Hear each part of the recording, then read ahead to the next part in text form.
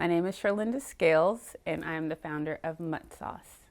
Well, the story of Mutt Sauce is about my grandfather. His name was Charlie Ferrell. His call sign was Mutt. He was a Korean Vietnam War veteran, and he was obsessed with service, and he was obsessed with sauce. And interestingly enough, he wanted to solve a problem, which was he thought people were wasteful with condiments. So he mixed up his own solution in 1956 and came out with one sauce for all. And I grew up eating it. My family ate it for multiple generations, and I myself went to the service. And about that time was when I learned that I'd inherited the recipe for this sauce. I was the third grandkid, and all of his children were still alive at the time that I had inherited this recipe. And I'm probably the worst cook in the family. So I don't have the credentials, I thought at the time, to carry this forward. Like, why did he give this to me? It was a lot of introspective moments of why me, why me? And I spent a lot of time with him. My grandfather, we would walk a lot. I grew up in Cookeville, Tennessee, in farmland. And I think it was just the time that I spent with him that maybe that was why he gave it to me. So once I came to my last assignment, I started Mutt Sauce halfway through that last assignment, and I tried running the company and being active duty at the same time, which I do not recommend to anyone, especially if you're trying to give it everything you got.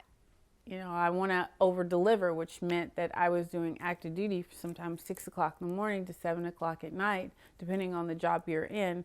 And then you're working on your business paperwork at night, and you're doing events on the weekend. So you're never resting. You're never doing self-care. And about 2 years into doing that is when I left active duty. I went into the reserves so I could still serve when I could, and ran Mutt Sauce. Well, there were a couple things about this area specifically that I think helped me get a great start.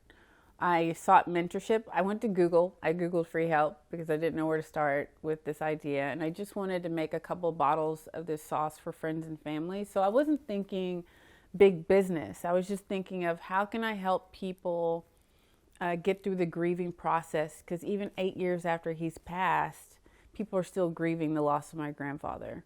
What I wasn't expecting when I went to the Dayton Score office, that's what came up in the online search. They provide free mentorship.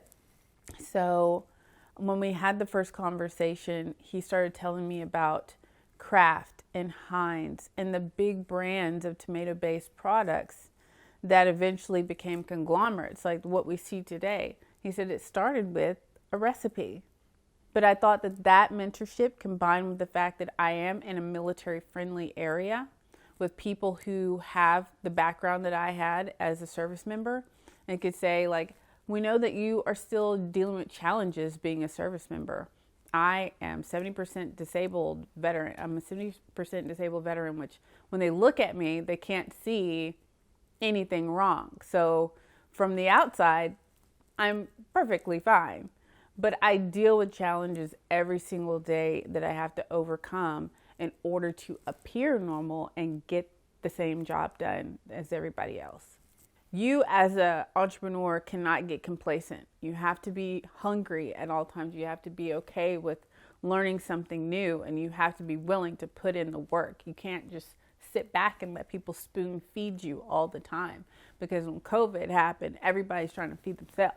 Everybody's trying to take care of their own things, so they don't really have time to, let me help you. The lessons that I learned on active duty, I can carry with me throughout my journey as a business owner. Those core values that we have. My grandfather used to tell me that humility will take you further than money. I didn't understand that, but if you look at the core values of integrity first, service before self, excellence in all you do, there's a lot of humility in there. There were a lot of times when I went into a mission and I was scared half to death. I didn't feel like I had enough experience or I didn't have enough resources.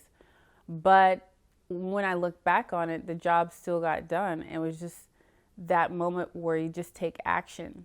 It's like once you actually put the uniform on and get to your first duty station that you realize, like, It doesn't matter what your age is. It doesn't matter where you came from. You're there in a position and you're fully qualified because you've been assigned to that position. And they have those expectations of you. And if you deal with things like anxiety, like I deal with anxiety, action cures anxiety. So just act on it before your fear can get in the way.